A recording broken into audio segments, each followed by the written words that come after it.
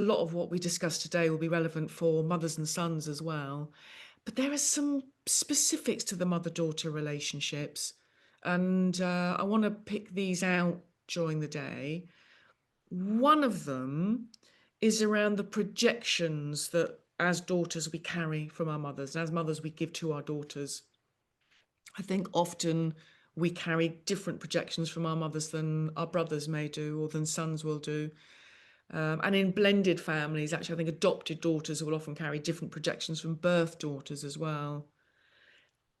We're going to be talking about secure attachment in this first hour, and generally speaking, I think attachment research has shown that when mothers are secure in themselves, they do project less and they're more likely to spot it when they do. So they have more of a sense of their infant's separateness right from the beginning. And I'll return to this when we talk about insecure attachment patterns, because the projections are often stronger. But I think it's a very powerful experience if, as a mother, we see the image of our own mother or a sister or an aunt in our daughter's face. And our daughters can provide a really powerful hook upon which we can hang our feelings and thoughts about that relative that they remind us of.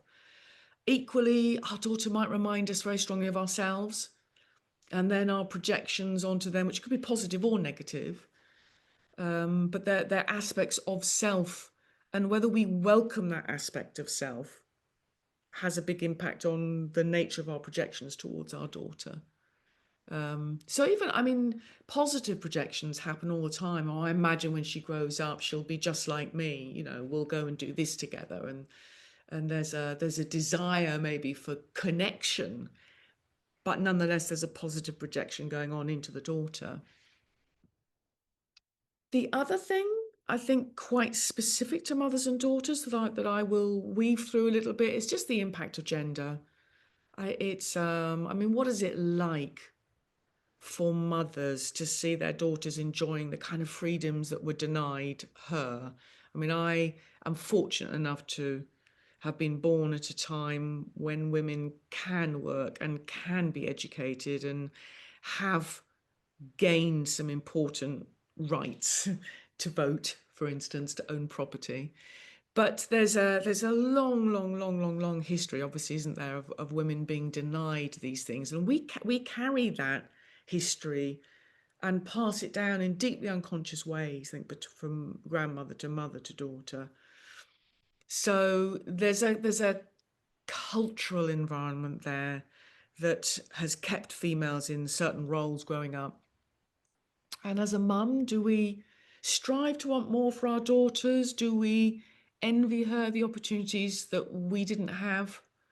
So, you know, gender as we know it runs across culture. It lies at the heart of human experience. It impacts women and men in, you know, in not so good ways, but in different ways.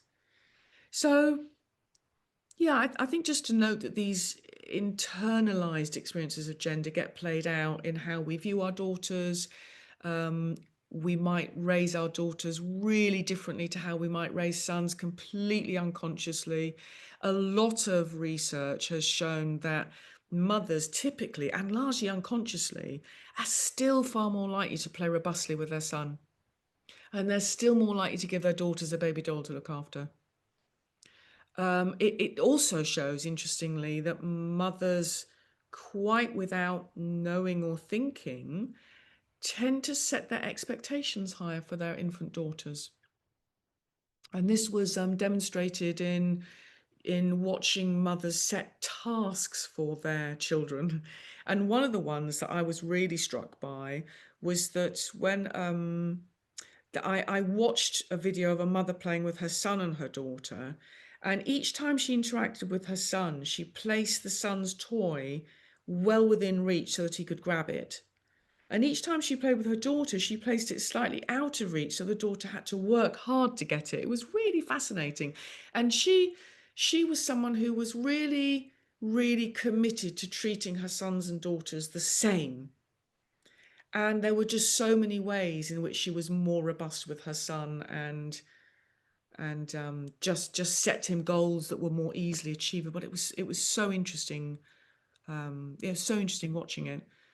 But I think along with this as well, when you listen to mothers speaking, and the attachment research shows that actually mothers tend to be more critical of their daughters. And this probably is related to our internalized gender-based expectations, maybe, and projections that go onto them. The other theme that is going to run through, and this comes up in my clinical work time and time and time again, and has been really pertinent for me. And I'd really like to spend time talking with you guys about your experience, is I want to weave in and think about mothers and daughters and the separation individuation process that goes on.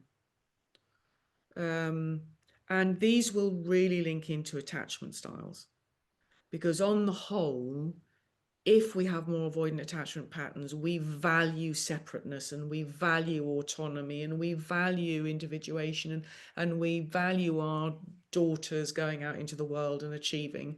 And generally speaking, if we're more anxiously preoccupied, we fear the separations. We don't want them. We try and keep our kids at home with us. We really struggle. And although there's a lot of talk about the infant separation anxiety, I think there's a lot of separation distress, maybe on our part, when we're watching our daughters going out into the world as well. So there's going to be quite a focus today on the process of separation individuation.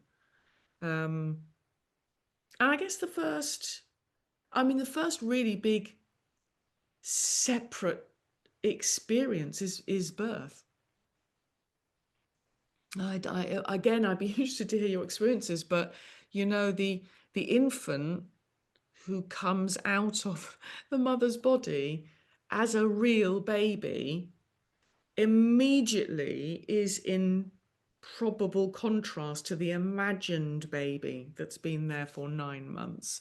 So, as you're pregnant and you are developing a relationship with your baby, apart from seeing the scans, it's an imagined baby, it's a hoped for baby, it's a wished for baby, or maybe it's a baby you slightly fear having. I mean, it's already there's a relationship with this baby that can only really be imagined at this point. So birth is that point at which the real baby and the imagined baby meet. And I remember speaking to one young mother who said, I actually feel really anxious about having this baby. It's not so much the pain, but who are they? They're going to be like a person in their own right, and they're going to come out. Who are they going to be?